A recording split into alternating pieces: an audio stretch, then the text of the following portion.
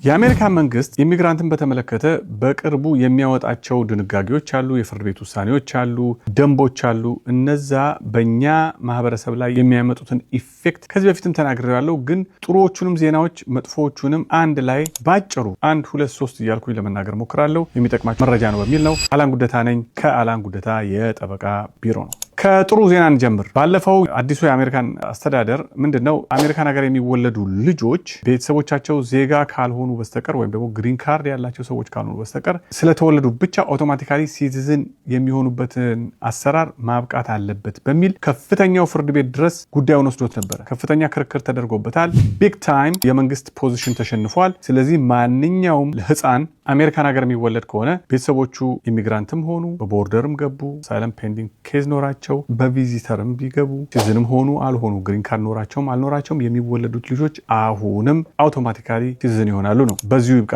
ውሳኔው አጭር ነው። ስለዚህ ማንኛውም የሚወለድ ልጅ ሲቲዝን ይሆናል ነው። ስለዚህ ያው መቼም ልጆች ውለዱ ብሎ ለመናገር ይከብዳል፣ ግን ማንኛውም የምትወልዷቸው ልጆች ግን አሜሪካዊ ሲቲዝን ነው የሚሆኑት ማለት ነው። ያ የመጀመሪያው ነው ጉድ ኒውስ። ሌላው ጉድ ኒውስ ምንድነው? የስራ ፈቃድን በተመለከተ በተለይ የአሳይለም አፕሊካንትስ ላይ ስራ ፈቃዳቸው ከኤፕሪል 24 ጀምሮ ፋይል የሚያደርጉ ሰዎች የዌይቲንግ ፔሪዱ ከአመት በኋላ ነው አፕላይ የሚያደርጉት። ከዛ በኋላ ደግሞ እንደገና 6 ወር መጠበቅ አለባቸው። ስለዚህ ረጅም ጊዜ መጠበቅ ሊኖርባቸው ነው እና የሆነ ነገር አሰራር ጀምረው ነበር ባለፈው። እንደ ህግ አላወጡትም። አሁን እንደምናየው ከሆነ ግን በእኛም ቢሮ የተያዘላቸው ጉዳያቸው የተያዘላቸው ሰዎች አሁን ድረስ የስራ ፈቃዳቸውን አፕላይ እናደርግላቸዋለን በ150 ቀን ወይም ደግሞ ከ5 ወር በኋላ ፋይል እናደርግላቸዋለን። ከ3 ከ4 ከ5 ሳምንታት ቆይታ በኋላ የስራ ፈቃዳቸውን እያገኙ ነው። ኢትስ ጉድ አሰራር ነው ይሄ። ስለዚህ በፊት ሲያስፈራሩን የነበረው ተለውጧል ማለት ነው።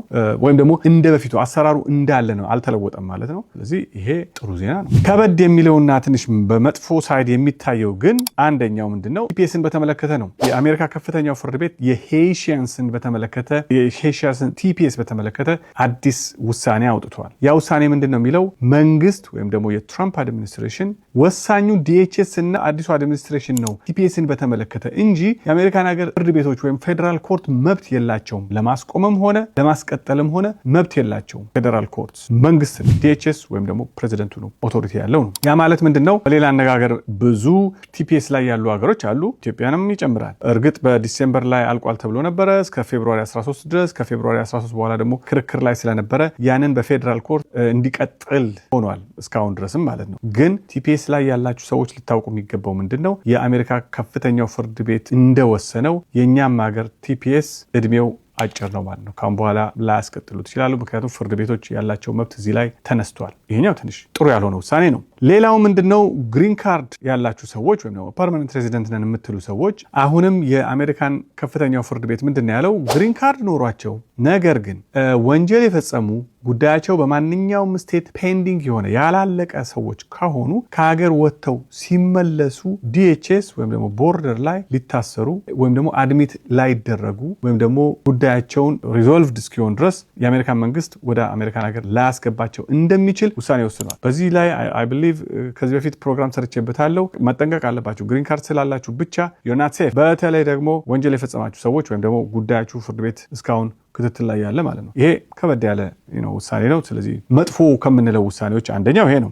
ሌላው ደግሞ ኤክስፐዳይት ሪሙቫልን በተመለከተ ነው። ሰዎች ከኤርፖርት ላይ እየታሰሩ ነው። ጉዳያቸው ኖርማል ሆኖ ፔንዲንግ ሆኖ እየተጠባበቁ እያለ የአሜሪካ መንግስት አሁን በኤክስፐዳይትድ ሪሙቫል በሚል መንገድ ሰዎችን እያሰረ ጉዳያቸውን ፍርድ ቤት ቶሎ ያስገባና ውሳኔ ያስወስኖ ሪሙቫል ኦርደር ለማሰጠት እየተሯሯጠ ነው። ያንን በተመለከተ አግሬሲቭሊ ዲኤችኤስ እየሄደበት ነው። ስለዚህ በተቻለ መጠን ለመጠንቀቅ ሞክሩ። አዲስ ነገር የሌለው ምንም ተጨማሪ ኢንፎርሜሽን የሌለን ነገር ምንድነው 75 አገሮች ቪዛ ፖዝድ እንደሆነ ነው። ምንም አዲስ ነገር የለም። አዲስ ነገር ሲኖር መጥተን እናገራለን። በተጨማሪ ደግሞ ዲቪ 2027ን በተመለከተ 2026ን በተመለከተ ምንም አዲስ ኢንፎርሜሽን የለም። አዲስ ኢንፎርሜሽን ሲኖር ያንን ለማህበረሰባችን መጥተን እናገራለን። እነዚህ ነገሮች ለማህበረሰቡ አትሊስት ለመጠንቀቅ እንዲረዳችሁ ነው። መረጃው ይጠቅማል በሚል ነው። መረጃ ሁሉ ጊዜ ለስኬት ቁልፍ ነው። አላን ጉደታ ነኝ ከአላን ጉደታ የጠበቃ ቢሮ ነው።